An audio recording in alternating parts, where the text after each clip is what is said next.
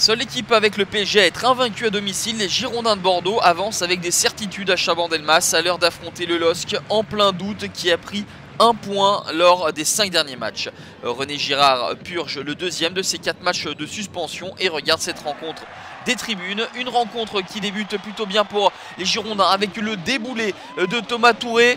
Il élimine Simon Thiers, enroule la frappe, tricoche sur le poteau et revient dans les pieds de Diego Roland. Un but à 0 pour les Girondins de Bordeaux. Enfin, le croit-on, car l'Uruguayen est signalé à juste titre en position de hors-jeu par monsieur Rainville. On en reste donc à 0 à 0 et Lille va tenter de réagir avec ce ballon sur le côté qui va revenir dans les pieds de Nolan Roux. La frappe de Nolan Roux et la parade importante de Cédric Carasso. Lille qui est la pire attaque du championnat avec simplement 9 buts n'est pas en réussite. À l'image de Nolan Roux, pourtant buteur en milieu de semaine face à Krasnodar. Pedro Miguel Paoletta est présent dans les tribunes, lui qui a marqué 91 fois sous le maillot girondin. René Girard, lui, est inquiet puisque ces hommes se sont inclinés lors des 4 derniers déplacements, le tout sans marquer de but.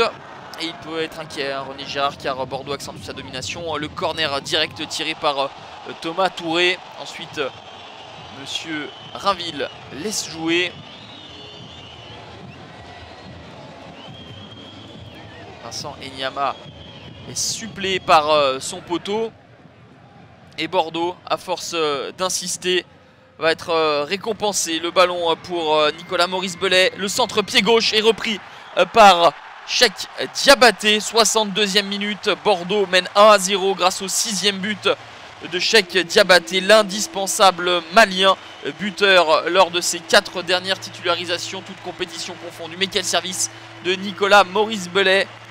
On aurait pensé le centre du pied droit, eh bien non, c'est le pied gauche de l'ailier girondin qui se transforme en véritable offrande pour Cheikh Diabaté. Vincent Enyama est battu. La joie de Willy Sagnol est significative car durant une vingtaine de minutes dans cette deuxième période, les Girondins s'étaient laissés endormir par le faux rythme instauré par les Lillois. Les nordistes vont essayer de réagir en fin de partie avec cette frappe non cadrée de Sidibé. Il était écrit que Bordeaux n'encaisserait pas de but cet après-midi. Et tout pour la première fois depuis la première journée. Bordeaux s'impose 1-0 et met la pression sur Lyon aux abords du podium. Le LOSC, avec un match en retard, ne compte que 2 points d'avance sur le premier relégable.